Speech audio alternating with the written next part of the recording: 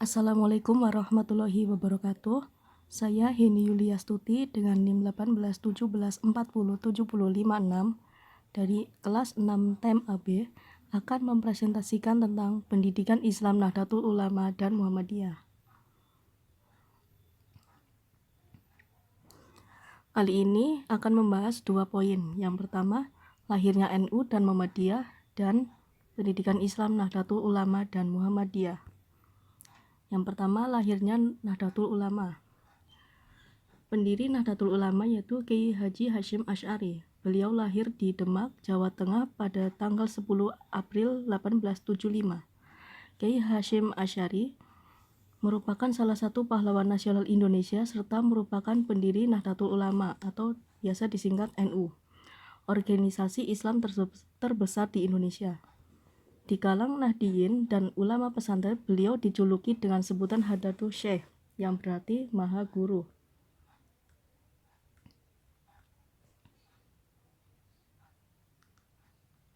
Beliau meninggal di Jombang, Jawa Timur pada tanggal 25 Juli 1947 ketika beliau berumur 75 tahun.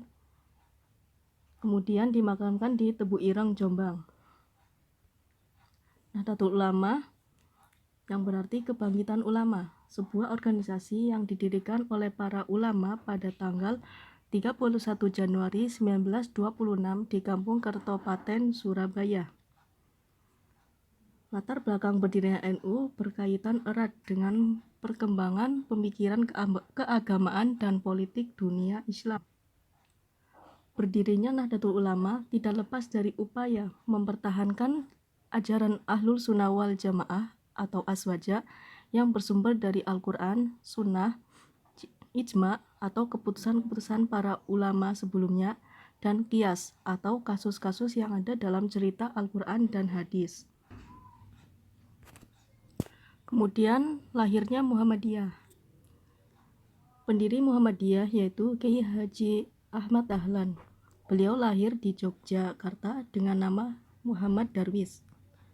Pada masa mudanya, Kiai Haji Ahmad Dahlan memperoleh pendidikan agama Islam pertama kali dari ayahnya sendiri dan beberapa kiai. Kiai Ahmad Dahlan meninggal pada tanggal 25 Februari 1923 pada usia 55 tahun. Muhammadiyah berdiri pada tanggal 18 November 1912 di Yogyakarta.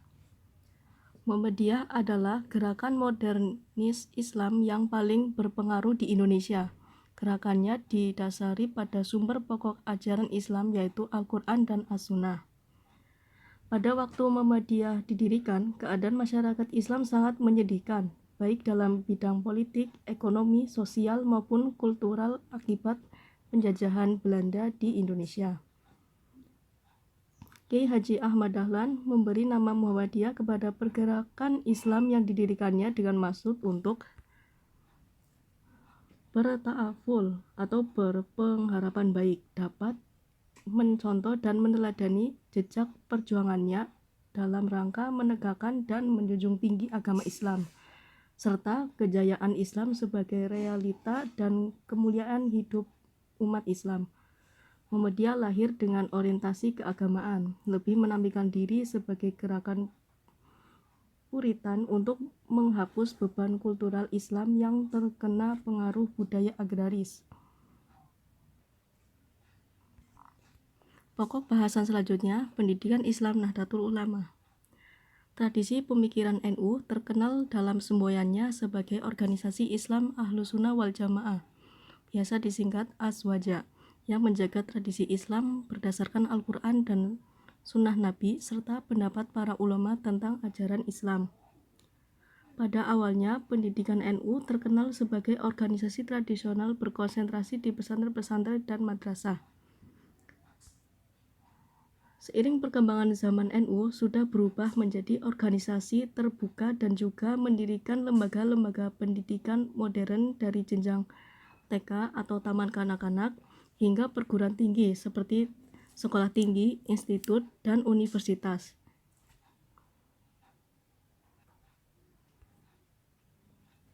Secara terperinci, dalam konteks menurut Ki Haji Mustafa Bisri menyebutkan bahwa terdapat 3 substansi ajaran Azwaja yang dipegang oleh NU.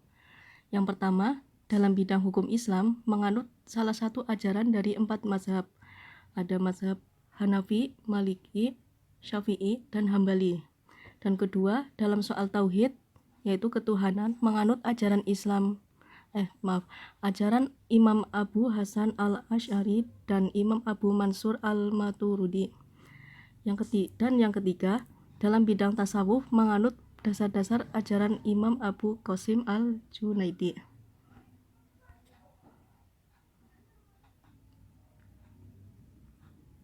Nah, NU merupakan salah satu lokomotif pembaruan pendidikan yang berawal dari keberadaan pesantren. Pendidikan pesantren keilmuan yang diutamakan adalah keagamaan, khususnya ilmu fikih, hukum, dan jurisprudensi.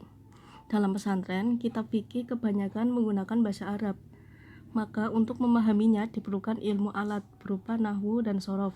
Jadi, pesantren mesti memiliki perangkat keilmuan nahwu shorof.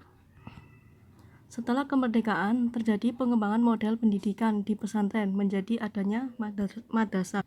Saat ini, pendidikan pesantren berada dalam naungan NU yang penanganannya dipasrahkan pada Lajnah RMI atau Lembaga Rabithah Madzahib Islamiyah. Sedangkan pendidikan madrasah berada dalam naungan NU yang penanganannya diserahkan kepada Lembaga Pendidikan Ma'arif atau LPM. Kemudian pendidikan Islam Muhammadiyah. Pada awalnya, sistem pendidikan yang dikembangkan oleh organisasi Muhammadiyah bersifat dakwah Islam karena kebijakan sejak pemerintahan Belanda. Ada beberapa hal kaum muslim membenci terhadap kebijakan kolonial Belanda. Yang pertama, pelanggaran pemerintah kolonial Belanda terhadap kebudayaan lokal. 2. Berdirinya Freemansori modern di Indonesia, yaitu organisasi penyebaran Injil.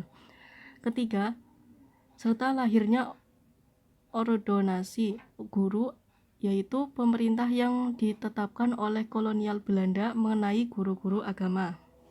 Menurut Kiai Haji Ahmad Dahlan, manusia secara prinsip mempunyai 2 tugas utama, yaitu sebagai hamba Allah dan sebagai khalifah di bumi. Sedangkan dalam perspektif penciptaannya, manusia diberikan potensi oleh Allah, yaitu jiwa dan akal. Oleh karena itu, menurut Kiai Haji Ahmad Dahlan, pendidikan hendaknya menjadi media yang dapat mengembangkan potensi manusia dan mencari petunjuk bagaimana untuk tunduk pada Sang Penciptanya. Pokok-pokok pikiran Kiai Haji Ahmad Dahlan dalam bidang pendidikan diantaranya: pertama, pendidikan Islam hendaknya diarahkan untuk membentuk kaum muslim yang budi pekerti yang luhur, alim dalam agama, luas pandangannya, serta bersedia berjuang untuk kemajuan masyarakat. Kedua, pendidikan Islam hendaknya dapat mengakomodasi berbagai ilmu pengetahuan, baik umum maupun agama. Dan 3, proses pendidikan harus integral. Gagasan pembaruan pendidikan sejak awal berdirinya Muhammadiyah telah dikembangkan oleh generasi penerus Muhammadiyah di kemudian hari dengan jalan mendirikan sejumlah sekolah dari tingkat paling rendah, yaitu ada TK, Taman Kanak-kanak Aisyah Bustanul Atfal, hingga perguruan tinggi seperti Universitas Muhammadiyah yang tersebar di seluruh Indonesia. Sekian presentasi dari saya, kurang lebihnya mohon maaf. Terima kasih telah menyimak. Wassalamualaikum warahmatullahi wabarakatuh.